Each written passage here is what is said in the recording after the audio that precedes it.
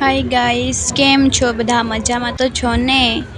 I hope બધા સારા જ હશો. તો અમે લોકો જતા છે ગણપતિ બાપાની આરતીમાં ને આજે પગથિયા તો પડી એવા છે એટલે હું તો ધીમે ધીમે ઉતરું. પગ ભાંગી જાય તો કોલેજ જ દવાખાને એટલે ને ભાભી પણ દેખાતા નથી.